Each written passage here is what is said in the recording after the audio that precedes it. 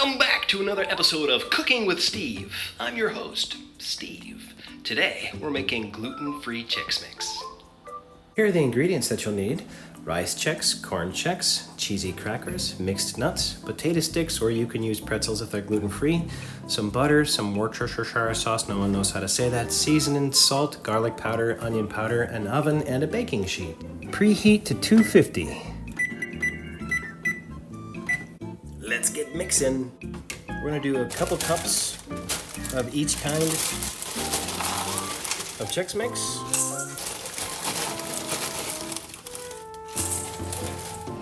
And, oh, the oven's ready.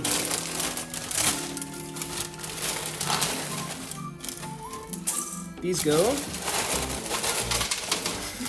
These go all over the counter and into a large mixing bowl. Thankfully, I washed my hands before we started. I'm sure you did too.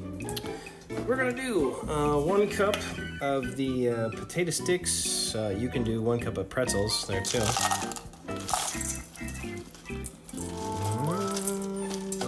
Okay. Boop. And 1 cup of the chili cracker.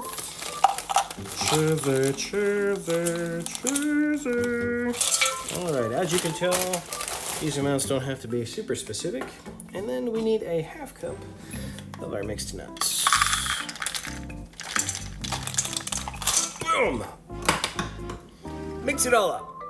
So I mixed it with a big wooden spoon, but it didn't look like we had enough cheesy crackers. Hooray! A tablespoon of the Worcestershire sauce goes into the melted butter. 3/4 of a teaspoon of the seasoned salt. 1/2 teaspoon of garlic powder. And 1/4 of a teaspoon of onion powder. Boink! Stir, stir, stir, stir, stir, stir, stir. Next it says pour it over the mixture and toss it to combine. I don't think I should really toss it.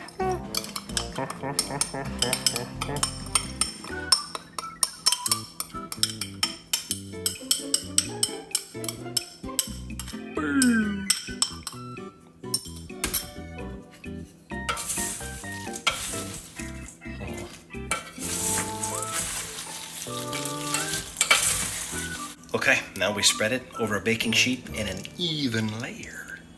2, 4, 6, 8, 34, 36, 38, 40. Sounds even to me. Time for the oven. Supposed to put it in there for an hour, 250 degrees, and we're supposed to stir it every 15 minutes so it doesn't burn.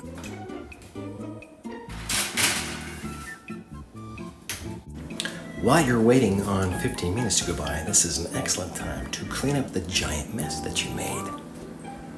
Hey, look at that. The mess is all cleaned up in record time.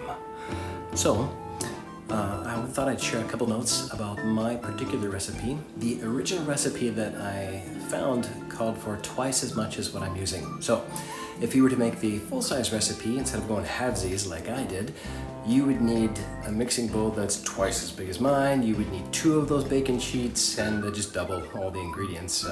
Maths are hard. But I'm not entirely sure if I could have even pulled that off because my mixing bowl was filled up when I was trying to toss all that around.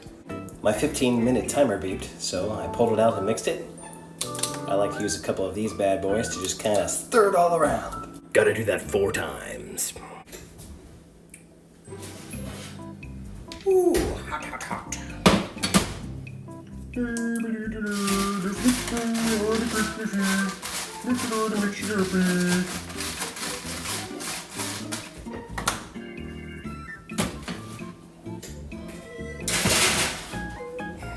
I would like to point out the fact that this is the first episode of Cooking with Steve where I've actually used the oven.